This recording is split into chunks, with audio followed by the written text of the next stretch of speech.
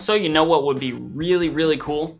If the Nintendo Switch was actually a PC and could actually play modern AAA titles. And yes, I know the irony there because the Nintendo Switch is not always powerful enough to play modern AAA titles, but there is a company out there that at least can provide us something very similar to what I'm asking for here, and it's called SMAC, or SMOC, or Smash? Z.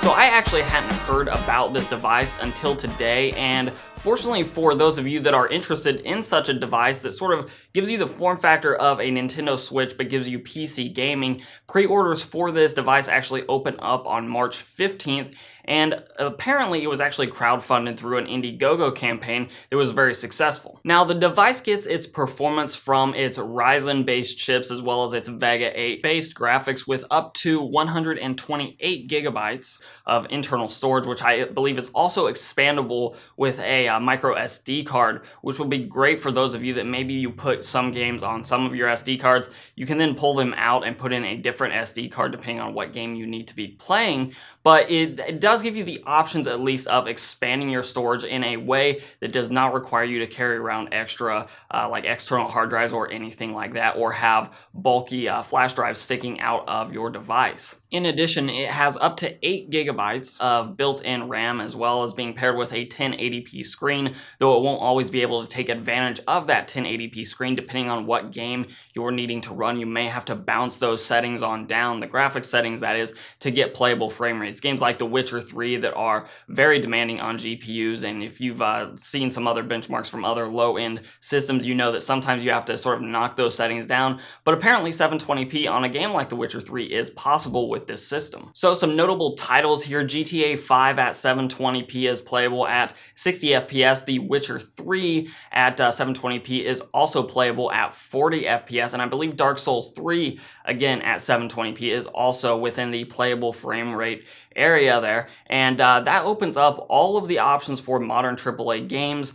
Again, always be ready to knock down those settings, but with such a small screen as shown with the Nintendo Switch, 720p isn't necessarily a terrible thing because that screen is just so small anyways. Those pixels are densely populated, whereas with a full-size monitor or television, 720p could be a deal breaker, not so much on such a small form factor. In addition, unlike the Switch, this device is actually advertising more than 5 hours of gameplay, which means it has to be packing a pretty bulky battery. I don't know the exact specifications for that battery, but one can assume that it's a big battery, which also should make this system nice and hefty in the hands. So overall, the hardware looks really good with maybe one exception. And for me, this exception is actually a little bit of a deal breaker. One of the reasons I don't plan on picking it up myself, other than the $700 price tag, is that it's going to be a Steam controller-like configuration where you have one joystick and a couple of touchpads. And I fully understand why they're doing this, and it's mostly because if you are going to play things like League of Legends or real-time strategy games, you need that touchpad capability, but I hate that it results in a second joystick getting removed altogether. But because it's a PC at heart, you could, at least I see no reason why you couldn't, pair it up with an external controller, something like an Xbox One controller or a PS4 controller, except then that takes away from the whole point of the system, which is that it's a handheld system. So the fact that it's a Steam controller-like interface really sort of kills it for me, especially for those of you that want to play games like PUBG, Overwatch. There's a steep learning curve there for any of you that have ever used a Steam controller.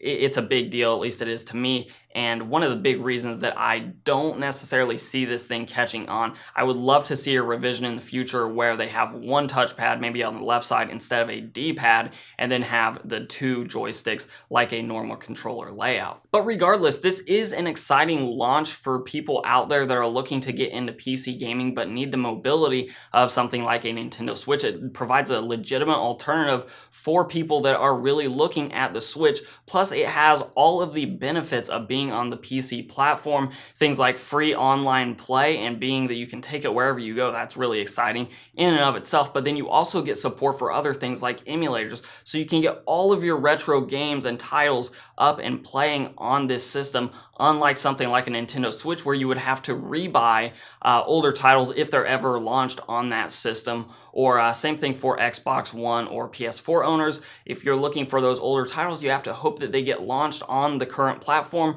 With this, you can just grab an emulator and you have all of your extensive library from past console generations. So that's really it about this system. I'm very curious to see what other people that get their hands on this system think about it in their reviews. I'm very much looking forward to watching those. But let me know in the comments down below, is a system that is basically a Nintendo Switch except with PC capabilities, is that something that you're interested in this form factor, or is it something that you would just sort of pass on and move along with your desktop or your gaming laptop solution? Let me know down below. And as always, if you like this video, give it a like, share, subscribe, and comment down below. Those things are very helpful to the channel. You can follow me on Instagram and on Twitter at Hoosier Hardware. And as always, I'll let YouTube queue up a couple more videos from my channel for you to watch. I'm Shane with Hoosier Hardware, and I'll see you guys in the next video.